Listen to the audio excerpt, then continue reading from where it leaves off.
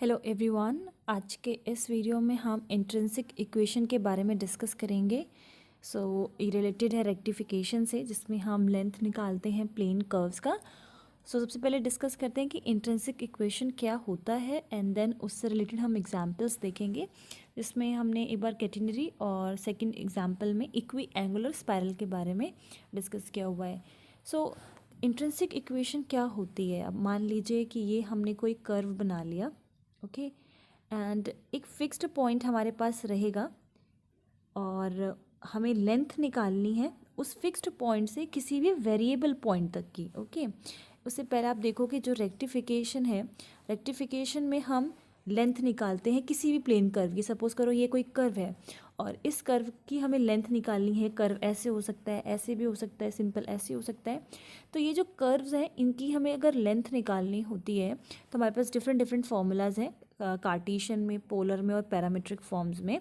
तो हम डिनोट किससे करते हैं? इस लेंथ को हम डिनोट करते हैं एस से। ओके, तो मान लीजिए कि इस कर्व में ये फिक्स्ड पॉइंट है, ये जो मैंने बनाया है ये वो फिक्स्ड पॉइंट मान लेते हैं जहाँ से हमें लेंथ निकालनी है। और किसी भी मान लो वेरिएबल पॉइंट तक, क्योंकि ये जो पॉइंट है वो चेंज हो सकता है, यहाँ पर हो सकता है, यहाँ पर हो सकता है, ये पॉइंट चेंज हो सकता है। तो हमें यहाँ से यहाँ तक मान लीजिए लेंथ निकालनी है। तो हम क्या करेंगे, उस वेरिएबल पॉइंट से हम एक टेंजेंट ड्रॉ करेंगे। तो टेंजेंट जो है वो कुछ इस तरीके से जाएगी, और इस पॉइंट से जब हम टेंजेंट करेंगे तो ये जो टेंजेंट है वो कुछ इस तरीके से जाएगी। और ये हमारे एक्सेस हो गए, इसको एक्स एक्सिस मान लेते हैं, इसको वाई एक्सिस मान लेते हैं।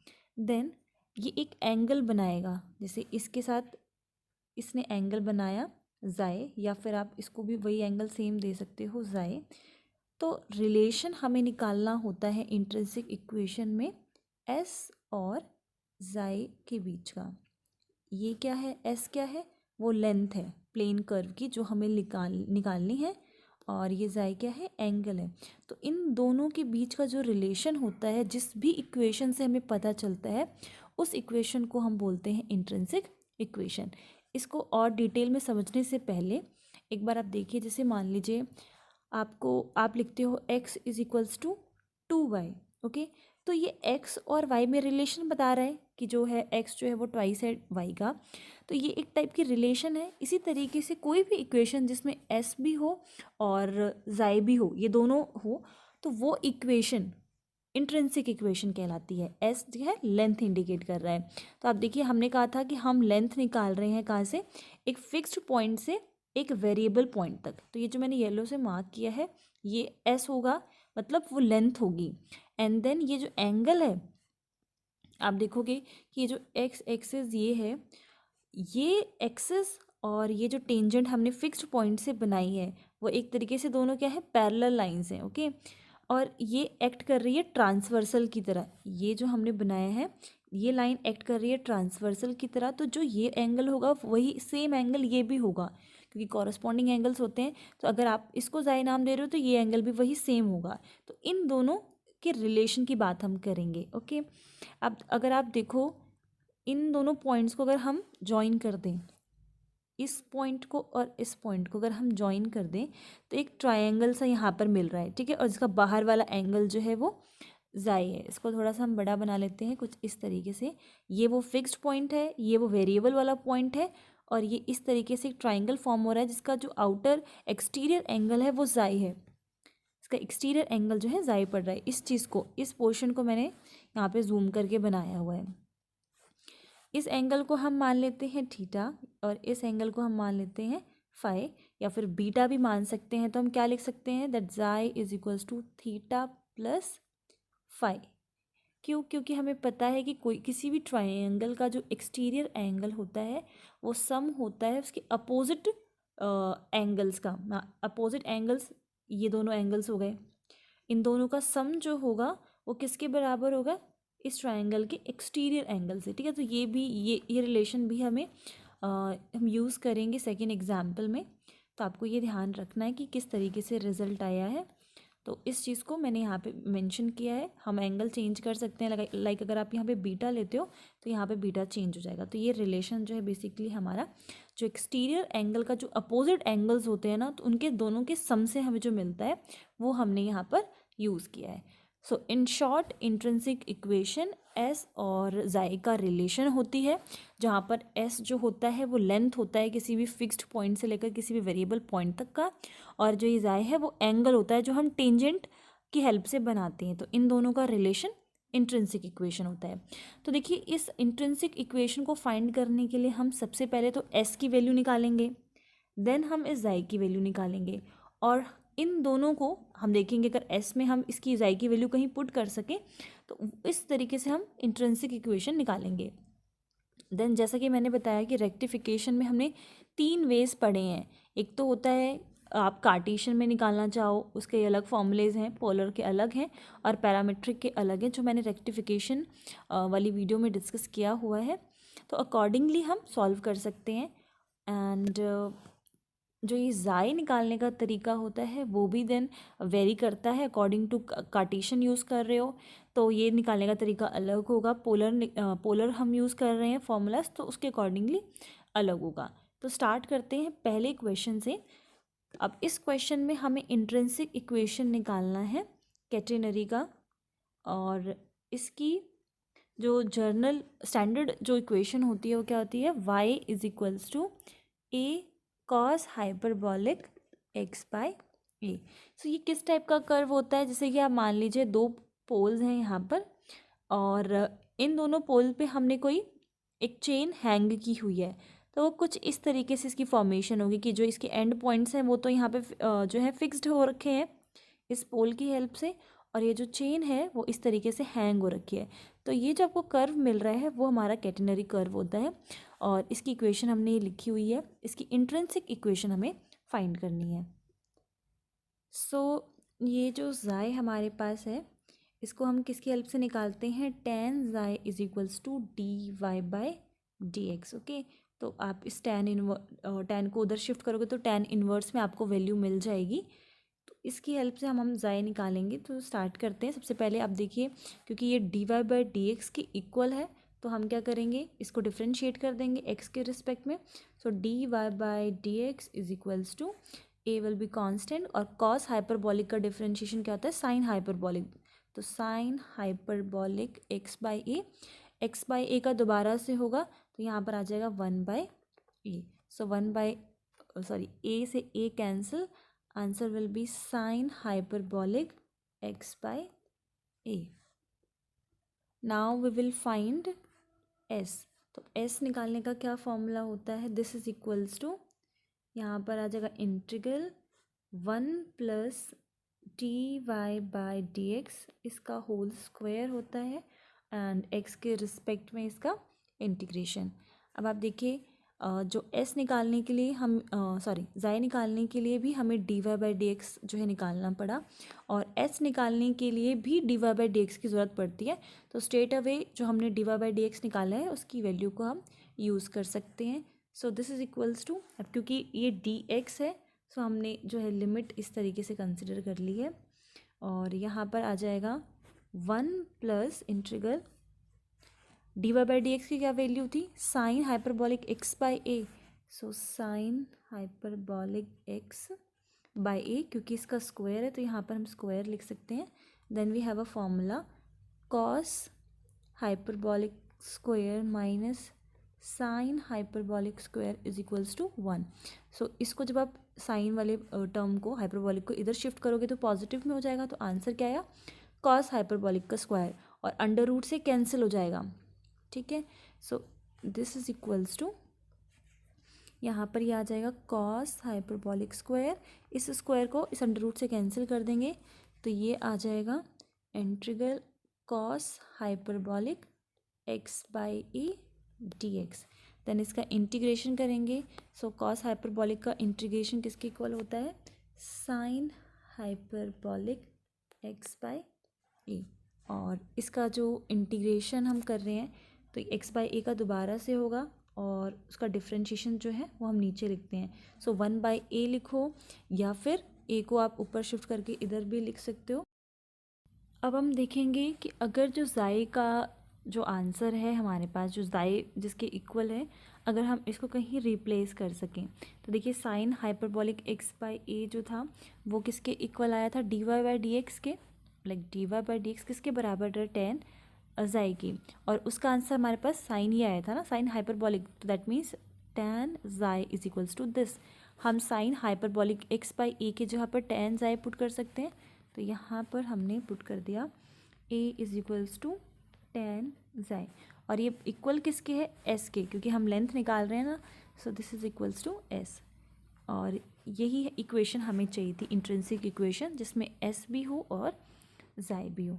देन इसमें एक और रिजल्ट आप प्रूव कर सकते हो, that a rho is equals to A square plus S square. Rho क्या होता है, रेडियस ऑफ कर्वेचर होता है, and rho is equals to किसके बराबर होता है, D S by D psi. Okay, मतलब जो इंट्रिंसिक इक्वेशन आपको मिलती है ना, उसी का डिफरेंशिएट करना पड़ता है। लाइक इस एस का आपको डिफरेंशिएट करना है इस ज़ाई के रिस्पेक्ट में। क्लियर है? तो डिफरेंशिएट जब आप करोगे तो आपको मिलेगा यहाँ से D S D psi is equals to, A constant है एज इट इज लिख दिया, टेन का डिफरेंशिएशन होता है सीकेंट स्क्वायर ज़ाई। तो ये रो की वैल्यू हमारे पास आ गई, क्योंकि ये रो के बराबर होता है, तो इसकी वैल्यू हमने निकाली है। हमें ये शो करना है कि ये रिजल्ट होल्ड करता है। ओके, तो हम इसको रो को मल्टीप्लाई करना है ए के साथ, तो ए और रो की वैल्यू आई थी A secant square psi is equals to A square plus, यहाँ पर है ना ए स्क्वायर, तो मैंने इसको एज इट इज़ लिख रखा है। मैं ये शो करना चाहती हूँ कि ये जो है रिजल्ट जो है वो ट्रू है। नाउ एस का स्क्वायर करना है, मतलब इसका स्क्वायर करना है, तो यहाँ पे आ जाएगा A square ten square ज़ाई।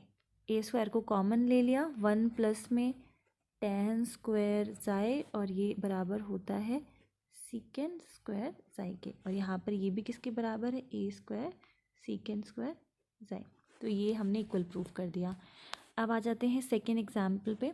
So I said कि सेकेंड एग्जाम्पल जो है वो रिलेटेड होगा इक्वी एंगुलर स्पायरल से। तो इसकी इक्वेशन आपको क्वेश्चन में दी हुई है, that is r is equals to A E to the power M theta, और इसको हमने मेजर किया है ए ज़ीरो से। वन मोर थिंग, ये जो मैंने लिमिट यहाँ पर मेंशन किया था ना, ये लिमिट अगर क्वेश्चन में आपको गिवन है कि आपको कहाँ से कहाँ तक इंटीग्रेट करना है, तो यहाँ पर आप लिमिट पुट कर सकते हो, अदरवाइज हम सिंपल आंसर निकालेंगे। क्वेश्चन में है सो हम पुट करेंगे। ओके, तो ये हमने मेजर किया है ए और ज़ीरो पॉइंट से, तो हमें निकालना है, ये शो करना है कि जो इंट्रिंसिक इक्वेशन होगी वो बराबर होगी A under root one plus M square by M and E to the power M psi minus beta minus one. ठीक है, तो ये हमें प्रूफ करना है कि एस जो है इंट्रिंसिक इक्वेशन जो है इक्वी एंगुलर स्पायरल की, ये इक्वी एंगुलर स्पायरल की इक्वेशन गिवन है, इसके बराबर होगी इसकी इंट्रिंसिक इक्वेशन। एंड इस क्वेश्चन में हमें गिवन है कि जो बीटा है वो हमें मानना है tan inverse one by m. tan inverse one by m को हम बीटा लेट करेंगे, और ये इसका आंसर प्रूफ करेंगे कि एस की वैल्यू इसके बराबर है। ओके, सो स्टार्ट करते हैं। सबसे पहले हमें ज़ाई की वैल्यू निकालनी है। अब क्योंकि ये पोलर फॉर्म है तो इस वजह से हम डिफरेंट तरीके से इसको निकालेंगे। पोलर की फॉर्म में जो फॉर्मूला हम यूज़ करते हैं वो होता है tan phi is equals to r d theta by d r. तो ये होता है फॉर्मूला एंगल निकालने का पोलर कोऑर्डिनेट्स में। तो सबसे पहले हम D R by D theta निकाल सकते हैं। D R by D theta, इस इक्वेशन को डिफरेंशिएट करके देन उसका रेसिप्रोकल कर देंगे, तो ये हमें मिल जाएगा, देन मल्टीप्लाई कर देंगे आर से। तो इक्वेशन थी हमारे पास R is equals to A E to the power M theta, इसका डिफरेंशिएट किया थीटा के रिस्पेक्ट में, तो आ गया ए एम, इसका डिफरेंशिएट सेम यही आ जाएगा, वापस से एम थीटा का करोगे तो एम आ जाएगा। So answer will be a m e की पावर एम थीटा। नाउ इसका रेसिप्रोकल कर देंगे, d are by D theta का जब रेसिप्रोकल आप करोगे तो डी थीटा ऊपर चला गया, डी आर आ गया, तो आंसर भी रेसिप्रोकल में आ जाएगा। और हमें मल्टीप्लाई करना था आर से। तो आर से जब हम मल्टीप्लाई करेंगे तो आर की वैल्यू ये है क्वेश्चन के अकॉर्डिंगली, तो हम यहाँ पे लिख दे रहे हैं A E to the power M theta. तो ए से ए कैंसिल, इससे ये कैंसिल हो गया, आंसर आ गया 1/m। And as I said कि ये किसके बराबर होता है, tan फाई के, तो इसको इक्वल पुट कर देते हैं, tan phi is equals to 1/m। Phi की वैल्यू, एंगल की वैल्यू निकाल लेते हैं, tan इनवर्स 1/m आ जाएगा। अब क्वेश्चन में हमें गिवन है कि इस tan इनवर्स 1/m को हमें बीटा लेट करना है। सो इस एंगल को हमने मान लिया। Now we will find s and polar का जो फॉर्मूला है वो हम यूज़ करेंगे। पोलर के केस में यहाँ पे हो जाता है R square plus D are by D theta का whole square and D theta. D R के रिस्पेक्ट में भी निकाला जा सकता है। इन सबके फॉर्मूलेज जो हैं वो डिफरेंट होते हैं, और ऐसा नहीं है कि आप डी थीटा की जगह सिंपल डी आर कर दोगे, उसका फॉर्मूला अलग है। रेक्टिफिकेशन वीडियो में मैंने सारे फॉर्मूलेज डिस्कस कर रखे हैं, इसलिए मैं बार बार रिपीट नहीं कर रही हूँ। आप चाहो तो वो वीडियो को पहले देख सकते हो, उसमें मैंने सारे फॉर्मूलेज डिस्कस किए हुए हैं। अब क्योंकि पोलर फॉर्म में हम ले रहे थे, क्योंकि इक्वेशन पोलर फॉर्म में थी, इस वजह से हम एस की वैल्यू को ये यूज़ कर रहे हैं। आगे सॉल्व करेंगे, यहाँ पर आर की वैल्यू जो क्वेश्चन में थी उसका जस्ट उसका स्क्वायर कर देंगे। So this will be a square E to the power M theta, इसका होल स्क्वायर हो जाएगा। डी आर डी थीटा हमने कैलकुलेट किया था स्टार्टिंग में ही, तो उसकी हम वैल्यू पुट कर देंगे, A square M square E to the power M theta का whole square D theta. So ये हमने जब कैलकुलेट किया था, यहाँ से हमने इसका स्क्वायर कर दिया है। नाउ कॉमन ले सकते हैं हम। कॉमन लेने के बाद यहाँ पर आ जाएगा A square E to the power M theta, इसका होल स्क्वायर, यहाँ पे बच जाएगा 1 प्लस यहाँ पे एम स्क्वायर बचेगा, and D theta whole under root as it is. इसको हम अंडर रूट से बाहर करेंगे तो ए स्क्वायर का ए हो जाएगा, E to the power M theta under root में 1 plus M square D theta integral, and then A to the power A under root 1 plus M square को हम इंटीग्रल के बाहर कर सकते हैं, क्योंकि थीटा के रिस्पेक्ट में इंटीग्रेशन होना है। तो E to the power M theta वाली जो टर्म है ये हमने इंटीग्रेशन के अंदर रखा है, और ये जो दोनों हैं वो दोनों टर्म्स जो हैं कांस्टेंट की तरह ट्रीट होंगी, तो उसको हमने बाहर कर दिया है। एंड सिंपल इंटीग्रेशन अब हम कर देंगे, E to the power M theta का यही इंटीग्रेशन होगा, उसका दोबारा से डिफ्रेंशिएशन होता है और हम लिखते हैं डिनोमिनेटर में। यहाँ पर हमारी लिमिट जो है वो 0 to थीटा है, तो ये हम लिख लेंगे 0 to थीटा। ओके, हम कैलकुलेट कर रहे हैं, यहाँ पे आ जाएगा ए 1 प्लस में m square and a whole under root 1 plus M square. एक बार थीटा पुट करेंगे, एक बार 0 पुट करेंगे, so this will be a to the power M theta e to the power 0 is equals to 1। Now मैंने आपको starting में बताया था कि जो एंगल होता है ज़ाए, इसकी जगह पे हम क्या पुट करते हैं, ये किसके बराबर होता है, थीटा प्लस बीटा, या फिर जो भी एंगल आपको क्वेश्चन में दिया हो उसके अकॉर्डिंगली हम इंटरचेंज कर सकते हैं। तो थीटा की वैल्यू अगर हम निकालना चाहें, क्योंकि यहाँ पे थीटा है, तो क्या आ जाएगा, psi minus beta is equals to theta आ रहा है, तो इसकी जगह पर हम ये रख सकते हैं। तो थीटा की जगह पर यहाँ पर हमने रख दिया ज़ाए माइनस बीटा, और यही इसका आंसर है, हमें यही प्रूफ करना था। ओके, आप देख सकते हो, यही हमें प्रूफ करना था, फाइनल आंसर। आई होप दोनों एग्जाम्पल्स क्लियर हैं। इन केस कोई भी डाउट हो तो आप लोग मुझसे पूछ सकते हो, एंड थैंक यू।